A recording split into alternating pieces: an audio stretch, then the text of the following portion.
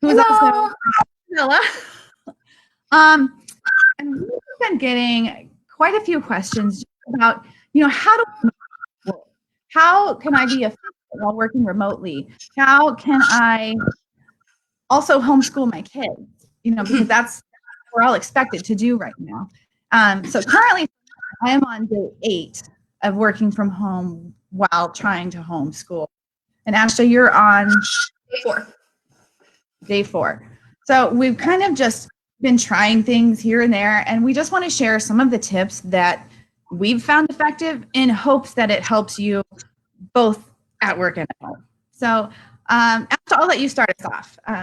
What's been working for you?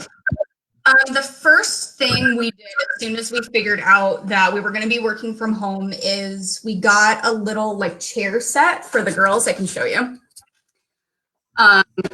So they have a dedicated space in our house to do all of their work from. It is solely for doing that. They don't get to eat at it. They don't get to play on their iPads at it. They can play games that we have, and they can do their schoolwork, and it's specifically for that. So it's a space away from the down recess type of place that they can really get going. That's worked really well for us. How about you, Jess? Okay. And just so everybody knows, so Ashta has 6-year-old twins who are in kindergarten, and then I have a 5-year-old son who's also in kindergarten. That workstation I actually got the idea after Ashta told me what she did, and so I set up a desk for Oliver. And for me, it worked better if we are in separate rooms too. So again, like she said, we eat at it, we don't play at it, we don't color. It's specifically intended for schoolwork so that he knows when school time is. And when he can do other things. But it worked well that we're in other rooms because otherwise he's relying on me. And at school, he wouldn't be doing that. Okay, right, so second, and yeah, I think that goes into what you were telling me kind of about their schedules and how those can be adjusted because, like you said, they're not at school. And so their schedule is not going to look the same. They might have a hard time separating that playtime and work time. What have you been doing with that? So for that one, I'm going to call it like all of us are, those that are parents and those that are trying to homeschool. When you first had a baby, you sleep while they sleep. This is the same concept. So for me, it's working while he's working. So yes, it's just like being a manager where I would provide my employees with instructions, but then I wouldn't stand there and watch them do every little thing. I would go back and do my own work. So it's the same concept where, maybe he's working from 10 to 11 and then he takes a break. So that's what's working for us is I get him started. I provide him the same instruction as I would an employee, and I let him go, and I get to be productive as well. Right. And it really is just like being a manager. It's, setting them up with the task, and then if they have questions, they can come to you. But just like a manager or a teacher would, you don't give them and say, okay, what have you tried? What's worked well? What are you struggling with specifically? And then kind of walking through that step, because as a parent, they don't necessarily view you the same as a teacher. And so while the teacher also gives them the answer, it's walking through a similar process. Yeah, I think that is key. Open-ended questions are key. And some of them that, Ashta gave are absolutely great. And in the comments, we can add a list after this just of typical open-ended questions that you can ask an employee or a child. I mean, it's a concept. We're all humans here. And this isn't about employees or children. So, Ashta, what else? Yeah. It's a good reminder that that's all it is. Right. Yeah. What else has worked for you, Jess? So for me, my big thing, especially with my son, he's got some behavioral challenges every now and then. So for me, consistency is key. Kids consistency. So even though he's not getting up in the morning and going to school from 8 to 3, whatever schedule we figured out that works, it might take you a couple figure this out, you have to stick to it. Even same with bedtimes. Just because he's not going to school, he still knows the difference now between it's a school night or it's a weekend night. So he maybe, this weekend he did get to stay up a little, but it's the same concept as, we're going to get up. He's going to eat his breakfast like he is going to school. He's going to get dressed. He's going to brush his teeth.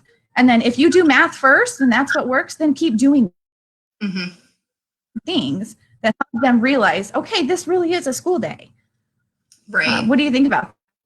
Yeah, we've done something similar. The girls have to get up. They still have to brush their teeth. They still have to brush their hair. We do let them sleep in a little bit, but that's kind of to my benefit, so I can get some of my things out of the way before they wake up. But yeah, they still brush their teeth. Their hair has to be brushed. All of their stuff has to be out and ready to go. And then first thing in the morning, we do reading. And then after that, I'll give them the choice. Okay, so either you can do math or you can do writing. And then they know after that second activity, they get a recess, what we call recess. They get to go do whatever they want to do. They can play a game, they can color, they have their iPad, and that keeps them kind of entertained and out of the way so I can get some of my stuff done. Just like you said, work while they're working or work while they're entertained.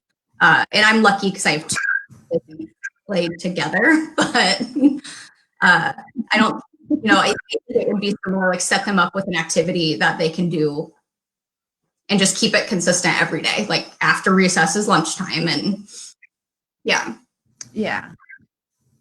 So question for you. So how has this been working? Do you feel like you're having to keep up on your house and cleaning and things like that? Or what are your thoughts on that one? Oh my gosh. I have learned 100% that this is unprecedented for all of us. Most of us don't have our kids at home and also have to have an 8-hour plus workday. So I've learned to give myself grace. I've learned to give my kids some grace and just be very cognizant that this is new for them. This is new for me. And if I have an 8-hour workday, I don't need to be doing my dishes. I don't need to be doing the laundry. Even though I'm at home, it's a separate thing. So setting myself up for success and saying, you know what, if I don't feel like I'm doing enough, giving myself that grace and saying, you're supposed to be working. If you were at the office, this wouldn't get done either. And so just making sure that giving everyone a little bit of leniency, Dale works outside of the home. Dale's Jessica's husband. How has that worked for you when he kind of gets to leave right now? Yeah, so Dale isn't it my husband in a job where he is still working outside of the home and they have not shut down. First of all, I'm a little just because he gets to leave the house. And so I think we all by the time, for the first few days, by the time he would get home, I'm just handing my son off. Here you go, it's your turn. And, I have to give him a little bit of grace and realize that he has been working all day. He has. And so it's not fair to just say, poof, here you go, it's your turn and I'm done. And then I had to realize, because the first couple of days I was like, okay, I'm home. So like you were saying, the house had to be clean. I thought the dishes had to be done. I better be the one preparing dinner. But if I was at work, that wouldn't be happening. I just took it upon myself. I was making myself guilty, thinking that it was an expectation. And in reality, he didn't expect that. He knows that I was working, and that I'm also homeschooling now, which I never thought I would ever do. But it didn't occur to me until he was at work one day and he sent me a text message and he said, I appreciate you. And so, of course, what is this for? He's like, you're doing so much more right now. And I just need you to know that I appreciate it. And there is no expectation. So I was able to let go. Right. And so that was nice. Yeah, my house is not pretty right now, but I have to be okay with that. Right. Giving yourself that grace, and giving yourself grace doesn't mean that you don't need to continue to get things done. If we're working from home, our offices still need us to, provide things for our clients. We need to be doing the things to keep the business running. And, the same with the kids that are at home, they still need to get their schoolwork done, because if they're not getting their schoolwork done, they're still graduating to the next level, whatever that looks like right now. And so something that worked for me, giving myself the grace and knowing that my house isn't going to look perfect. I'm not the best teacher in the entire world, but also, writing a to-do list in the morning has worked really well for me. It's these are the things I'm going to do after work. I'm going to get the dishes done. I'm going to do one load of laundry, but also, my company still has to function. So these are the things I'm going to do today to make sure that that's going to continue to happen. Making sure the girls, writing their to-do list, they have to do their 5 subjects each day, and making sure those things keep happening so we don't fall behind. Mm-hmm. Yeah, that's key, is making sure that you don't fall behind. Not only with the kids, I mean, yes, they have to keep up on the subjects, because it's very easy to lose whatever they've already learned or the progress that they made. But even with us, if I'm not daily, if I'm not continuing to do what I would normally do, I'm going to fall behind. All of our brains need to be stimulated at some point or another. So that to-do list is an awesome thing. Another thing for mornings, actually brought this up in her video with Anna, was that some people, need to get up, get dressed, and act like they're getting ready to feel productive. And then others, like Courtney was saying, for her, it's not about that. It's more about how she wanted to get one thing done around the house to help her kind of feel a little bit better before she started her actual work day. Right. And so, yeah, that's one thing. It's just helping to kind of get out of this. I would get up, I'm showering, I'm doing everything that I would. And I actually just saw a meme this morning, and gosh, I don't know what to wear to the living room today. And I thought about that. Might need to wash those pajama pants. No, and if you want to wear pajama pants. But for me, it's just, I had to figure out what in the morning was. And I kind of really like your to-do list idea. I might start implementing that as well. Just like to feel accomplished for the day. 3 things that I need to do to know that I'm adding value to the company that I work for. Right. And adding value to your household, when the day's done, because we are having more dishes. There are probably more clothes. The floors aren't, like, with people being home this often, things are going to get dirtier. And that's just where we're at right now. And so making sure that we're being a little lenient on ourselves, but still getting some of those things done when the day's over, right? Yeah, exactly. Well, what else do we have here? I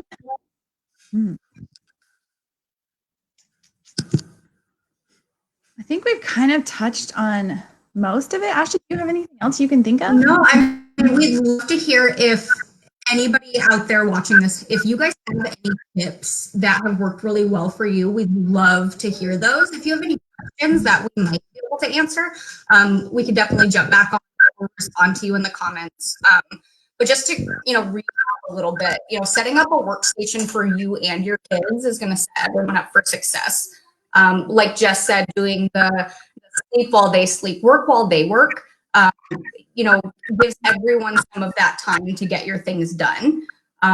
Giving yourself grace and giving grace to your spouses and your coworkers and your kids is so needed right now with some of the negativity that's out there. It's just be okay with things not being anything else, Jess, that you want to add that? Again, just make it consistent. We all know that kids thrive on consistency. So like we said, keep it consistent. Do your best to stay caught up. And one thing we didn't really talk about, make sure that you're taking a little time for yourself. Just because we're social distancing does not mean that you can't exercise or that you can't, take some time and read a book if that's what you like to do. For me, it's lately I'm trying to go running. So I don't have to be around people. I can run alone. It doesn't mean that I can't physically step outside. So 5 minutes where I'm like, you know what, mommy's going to take a break. Do that. That's a good point. Yeah, of you guys have questions, if there's any way that any of us at Revela can help, reach out to us. Let us know. This is what we do. We're here to help, even if it's just lending an ear. We're here to help you walk through. And if we stay all band together, we can get this figured out. Absolutely. Awesome. Well, we hope to hear from you. Have a great day. Thanks, guys. Bye.